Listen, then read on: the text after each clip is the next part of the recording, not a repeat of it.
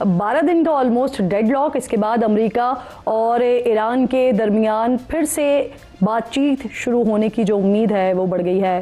पाकिस्तानी कोशिशों के बाद ईरानी वज़ीर ख़ारजा अब्बास अराग़ची ये ऐलान कर रहे हैं कि वो इस्लामाबाद आएंगे, मस्कत जाएंगे और उसके अलावा मॉस्को के दौरे पर रवाना हो रहे हैं। इस दौरे का जो मकसद है नाज़रीन, वो इलाकाई पेशरफ्त पर मुशावरत करना है। आज रात किसी भी वक्त अब्बास अराग़ची पाकिस्तान पहुंच जाएंगे। ये तमाम पेशरफ्त वज़ीर ख़ारजा इसहाक़ डार और फील्ड मार्शल सैयद आसिम मुनीर से ईरानी वज़ीर ख़ारजा के टेलीफोनिक राबते के बाद मुमकिन हुई है, जबकि अमरीकी लॉजिस्टिक्स और सिक्योरिटी टीम मुज़ाकराती अमल के लिए पहले ही इस्लामाबाद में मौजूद हैं। जबकि आज रात ही मरकज़ी अमरीकी वफ़द की वाशिंगटन से इस्लामाबाद रवानगी का भी इम्कान ज़ाहिर किया जा रहा है। अरब मीडिया अमरीका और ईरान के दरमियान मुज़ाकरात में बड़े ब्रेक थ्रू की उम्मीद ज़ाहिर कर रहे हैं। 2 दिन पहले ही मॉस्को ने तेहरान और वाशिंगटन के दरमियान सालिसी की पेशकश को दोहराया था। रशिया की जानिब से ये कहा जा रहा है कि आलमी मईशत को नुकसान से बचाने के लिए मुज़ाकरात ज़रूरी हैं और ज़रूरत पड़ने पर रशिया अपना भरपूर किरदार अदा करने के लिए भी तैयार है। आज वज़ीर ख़ारजा इसहाक़ डार ने रूसी वज़ीर ख़ारजा सरगई लारोफ से भी टेलीफोनिक राबता किया है। वज़ारत ख़ारजा के मुताबिक रूसी वज़ीर ख़ारजा ने ईरान और अमरीका के मुज़ाकरात में पाकिस्तान के तामीरी और सहूलतकार किरदार को सराहते हुए कहा है कि इस्लामाबाद ने सिफारती राबतों के फ़रोग़ में मज़बूत किरदार अदा किया है।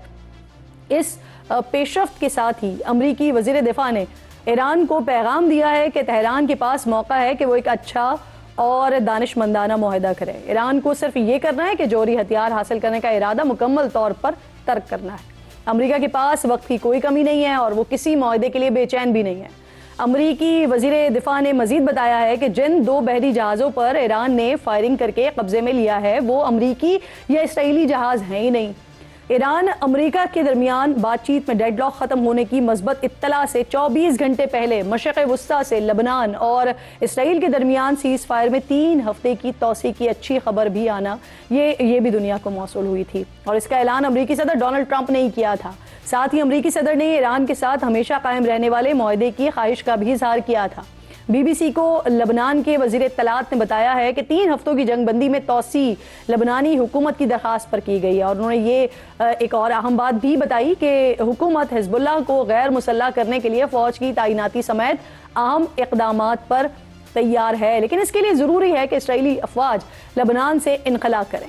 लेकिन यहाँ सवाल यह है कि क्या ईरान हिज़्बुल्लाह को गैर मुसल्लह राज़ी होगा? माजी में भी इसराइल लबनानी हुकूमत से हिज़्बुल्लाह को गैर मुसल्लह करने का मुतालबा करता रहा है, लेकिन कभी भी इसराइल को मतलूबा जवाब नहीं मिला है। तो इसी टॉपिक को आगे बढ़ाने के लिए मेरे इंतहाई मोअज़्ज़ज़ मेहमानों में डॉक्टर गुल आयशा साहिबा मुझे ज्वाइन कर रही हैं, जो कि असिस्टेंट प्रोफेसर नस्ट हैं, माहिर हैं आलमी उमूर की। इसके साथ साथ air marshal retired Saeed Khan साहब दिफाई तज्ज़ियाकार हैं, मेरे इंतहाई मोअज़्ज़ज़ मेहमान हैं, मुझे ज्वाइन करें। मैं आप दोनों की वक्त की शुक्रगुजार हूँ। सईद खान साहब, आपसे ज़रा बात का आगाज़ करते हैं। सर, ईरानी वज़ीर ख़ारजा अब्बास अराग़ची साहब थोड़ी देर पहले तकरीबन 3-4 घंटे पहले ये मालूम होता है कि वो पाकिस्तान का दौरा करें। न सिर्फ पाकिस्तान का बल्कि वो मॉस्को भी जाएंगे, ओमान भी जाएंगे। फिर उसके साथ साथ CNN की तरफ से अभी कुछ देर पहले ये दावा होता है कि 2 अमरीकी ओहदेदार, जिसमें JD वैंस नहीं है लेकिन 2 अमरीकी आला ओहदेदार हैं, उनका भी इरादा है वो भी पाकिस्तान की तरफ ट्रैवल कर सकते हैं। तो कैसे देख रहे हैं आप इस सारे मामले को? क्या हम इसे सेकेंड राउंड ऑफ टॉक्स कह सकते हैं या अभी जो बाकी चीज़ें हैं जो जहां पर डेडलॉक आ रहा है पहले वो डिस्कस होगा एंड देन उसके बाद सेकेंड राउंड की तरफ जाया जाएगा? क्या देख रहे हैं आप? बिस्मिल्लाहिर्रहमानिर्रहीम। किरण साहिबा, पहले तो आपका शुक्रिया कि आपने आज अपने प्रोग्राम में मुझे इनवाइट किया। देखिए, मेरा ख्याल ये एक बहुत बड़ी खुशखबरी है जो मेरे ख्याल से ना सिर्फ हमें बल्कि पूरी दुनिया को मिली है, क्योंकि ये जो कॉन्फ्लिक्ट अब इतना बढ़ गया था और इसके इफ़ेक्ट्स इतने वाइड स्प्रेड हो गए थे कि पूरी दुनिया जो है वो एक रिसेशन में जा चुकी थी। और बेशक यूरोप हो या फार ईस्ट हो या हमारा इलाका हो, जो है अब वहाँ ये तेल और गैस की तरसीलात ना आने की वजह से एक क्राइसिस की सिचुएशन ऑलमोस्ट डेवलप हो गई थी। और इस वक्त जो एक स्टेलमेट है, जिसको हम स्ट्रेटेजिक टर्म्स में फ्रेजाइल सीज़ फायर कहते हैं या फ्रेजाइल इक्विलिब्रियम कहते हैं, वो जो है ना, उसकी वजह से दोनों कंट्रीज़ जो हैं, अमेरिका और ईरान, वो दोनों ये चाह रही थी कि किसी तरीके से इस कॉन्फ्लिक्ट से अब निकला जाए, क्योंकि ऑलमोस्ट 50 दिन हो गए थे इस कॉन्फ्लिक्ट को। जब इस्लामाबाद में एक हफ्ता पहले जो ख़त्म हुई थी, क्या कहते हैं, इस्लामाबाद टॉक्स 1, तो जनरल परसेप्शन ये दिया गया था कि ऑलमोस्ट 90% चीज़ों के ऊपर इत्तफाक हो चुका है और कोई 10% चीज़ें हैं जिनके ऊपर इत्तफाक नहीं हो रहा था। और ईरान की तरफ जो चीज़ें एक्सपेक्ट की जा रही थी वो ये था कि वो अपने न्यूक्लियर प्रोग्राम को ऑलमोस्ट ज़ीरो पर लेकर आए, जो उसके पास जो एनरिच यूरेनियम है उसको वो डिस्पोज ऑफ करे। अमेरिका खुद लेना चाह रहा था जिस पे ईरान नहीं मान रहा था, सो वो अपने उसको करे और क्या कहते हैं वो किसी तरह स्ट्रेट ऑफ हॉर्मुज को हर एक के लिए खोल दे ताकि गल्फ़ कंट्रीज़ जो हैं वो अपनी ट्रेड जो है ना नॉर्मल तरीके से कर सके। अनफॉर्चुनेटली उस वक्त इन चीज़ों के ऊपर इत्तफाक नहीं हो सका, लेकिन मेरा ख्याल पिछले एक हफ्ते में जब ईरानियन नेगोशिएटर्स जो हैं वो ईरान गए होंगे, उन्होंने अपनी सीनियर लीडरशिप से बात की होगी, तो कोई ना कोई उन्होंने एक मिडिल ग्राउंड ढूंढा होगा। अब क्योंकि Pakistan is the only mediator between the two countries, इसलिए वो मेरा ख्याल अब इराक़ची साहब अपने डेलीगेशन के साथ इधर आ रहे हैं और वो बता रहे हैं कि वो जो स्टिकिंग पॉइंट्स थे, जो प्राइमरीली 3 थे, उनके ऊपर ईरानियन गवर्नमेंट का क्या पॉइंट ऑफ व्यू है। मेरे ख्याल में we should be very optimistic, क्योंकि अगर वो उस चीज़ की तरफ ना बढ़ रहे होते ये सीज़ फायर के बाद, यानी कि एक डील की तरफ, तो मेरा ख्याल है कि इराक़ची साहब पाकिस्तान हरगिज़ ना आते।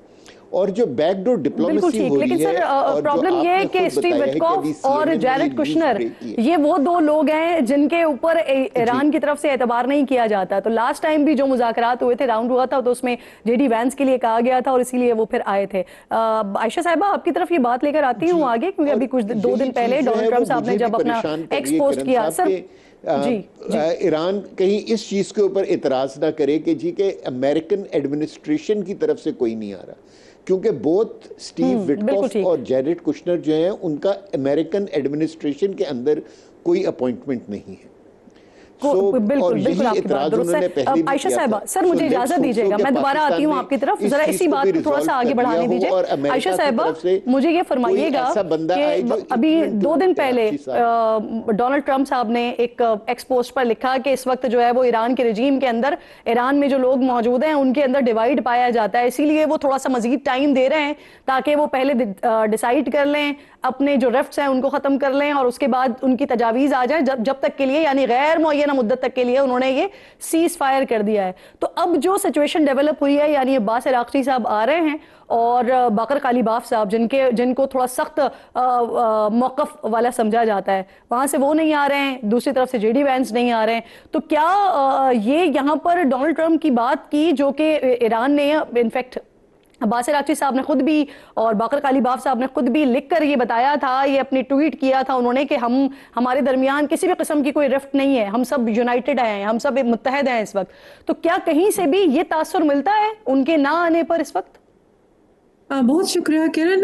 मुझे लगता है कि इस तरह की जो आपस में कहीं पे डिफरेंस ऑफ ओपिनियन आना, वो एक बड़ी वैलिड सी बात है, बिकॉज जब भी इस तरह के सीरियस कॉन्फ्लिक्ट चल रहे होते हैं तो गवर्नमेंट के स्ट्रक्चर में कुछ ऐसे इश्यूज होते हैं जिस पे वो एक पेज पर नहीं आ रहे होते, और वही ईरान में भी नज़र भी आते हैं कहीं ना कहीं, और that is quite normal in this special circumstances. तो हम उसको ये नहीं कहेंगे कि ये बहुत कोई डिफरेंट चीज़ है, ये होता है।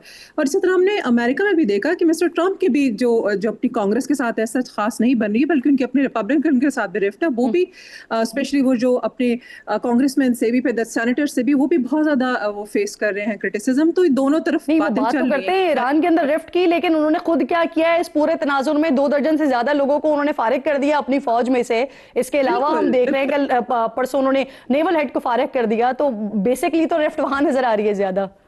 बिल्कुल लिफ्ट वहां पे ज्यादा नजर आ रही है, और दैट इज क्वाइट नॉर्मल, क्योंकि दोनों साइड पे बहुत स्पेशल सर्कमस्टांसेस और उसको फेस कर रहे हैं, और क्रिटिसिज्म भी दोनों को हार्डलाइनर से मिल रहा है। और फिर स्पेशली अमेरिका में जो नॉन इंटरवेंशनिस्ट हैं वो बहुत ज्यादा क्रिटिसाइज कर रहे हैं कि मागा की पॉलिसी लेकर आप आए थे और आपने फिर से बाइडेन एडमिनिस्ट्रेशन की तरह आपने भी एक नई जंग स्टार्ट कर दी। तो दोनों पार्टीज अपने अपने घरों में एक जो है ना वो फेस कर रहे हैं criticism, that is quite normal. लेकिन खुशाइंद इसमें यह है कि जो अब्बास अरागची वो अपनी टीम के साथ पाकिस्तान में आ रहे हैं। पिछले कुछ दिनों में ऐसा लग रहा था कि शायद कहीं डेडलॉक आ गया, लेकिन अब ये लग रहा है कि नहीं, चीजें फिर एक दफा रुक के थोड़ा सा फिर दोबारा प्रोसेस जो है वो चल पड़ा डिप्लोमेसी का, जो बहुत अच्छा है और बड़ा खुशाइंद है इन अ सेंस कि हर दफा की मीटिंग में कोई नई चीजें डिस्कस होंगी, कुछ नए ठीक।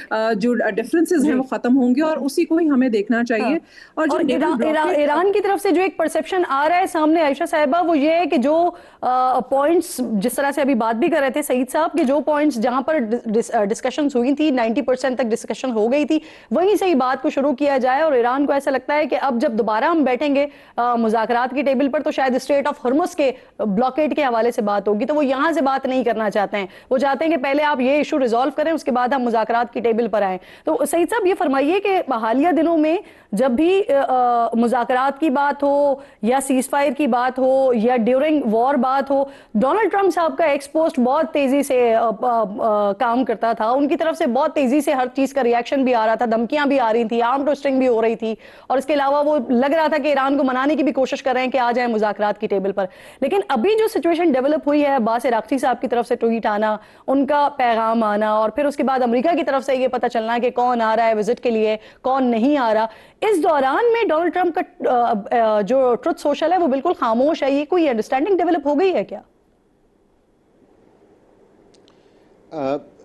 किरण साहिबा, अगर आप देखें कि पिछले 3-4 दिनों से प्रेसिडेंट ट्रंप के ऊपर बहुत ज़्यादा इतराज़ हो रहा था कि उनकी ट्वीट्स की वजह से पीस नेगोशिएशंस आगे नहीं बढ़ रही हैं, क्योंकि देखिए दोनों कंट्रीज़ जो हैं वो अपनी अपनी ईगोज़ के अंदर फंसी हुई थी। दोनों इस कॉन्फ्लिक्ट से नोशन ऑफ विक्ट्री लेकर जाना चाहती हैं, और ये नहीं चाहती हैं कि कोई इस तरह की बातचीत हो जिससे उनकी पब्लिक समझे कि they have lost to the enemy. So जो है ना, जब इस तरह की नेगोशिएशंस होती हैं तो यह जनरली क्लोज डोर्स होती हैं और कभी भी मीडिया ग्लिट्स के नीचे नहीं होती। जो प्रेसिडेंट ट्रंप ने सोशल मीडिया के ऊपर जो ट्वीट्स कर रहे थे, वो कई मरतबा ऐसी लैंग्वेज इस्तेमाल कर लेते थे और इस तरह स्टांस ले लेते थे जिसकी वजह से ईरान जो है वो अपसेट हो जाता था। सो मेरे ख्याल में पाकिस्तान इसलिए फिर उनको सर टैको का खिताब भी मिल गया ना, उनके हरीफ और उनके सारे लोग उनको टैको कह रहे हैं। जी, उनको जो है ना समझा जी, मैं उस तरफ जाना नहीं चाह रहा था किरण साहिबा, लेकिन जो है वो क्या कहते हैं, मेरा ख्याल है उनके हलीफों ने उनको समझाया होगा कि आप जो हैं क्या कहते हैं काइंडली जो है अपने ट्रुथ सोशल के ऊपर ट्वीट्स करना कम करें, और इस वजह से हमने प्रेसिडेंट ट्रंप की तरफ से कोई ट्वीट नहीं देखी है। देखिए ये जो अरागची साहब पाकिस्तान आ रहे हैं, मेरे ख्याल में ये एक बहुत बड़ी पॉजिटिव डेवलपमेंट है, क्योंकि जब पाकिस्तान उनकी बात सुन के क्लियर करेगा तो वहाँ से फिर उनका डेलीगेशन वहाँ से चलेगा, और वो किस स्टेज के और क्या आंसर लेकर आ रहे हैं अरागची साहब, वो डिसाइड करेगा कि किस लेवल का डेलीगेशन होगा। सो अगले 102 दिन सईद साहब यहाँ पर ये भी प्लीज कंफर्म कीजिएगा जो आपके पास मालूमात हो। सर मुझे ये फरमाइएगा, दो मामला थे, अगर आप मुझे अलाउ करें कि जी सईद साहब। हाँ, पहला इंडिकेशन जो होगा, जो हमें पता चलेगा कि क्या कहते हैं कि एक सीज फायर के बाद डील होने जा रही है, वो ये होगा कि अमेरिका जो है कोई 3-4 दिन के लिए अपने ब्लॉकेट को हटा लेगा और उतने ही टाइम के लिए ईरान जो है वो अपना स्ट्रेट ऑफ हॉर्मुज़ को खोल देगा। जब ये दोनों चीज़ें हो जाएंगी तो दोनों पार्टीज़ के लिए बहुत आसान होगा कि नेगोशिएटिंग टेबल पे बैठ के एक अच्छी डील एक दूसरे के साथ कर लें।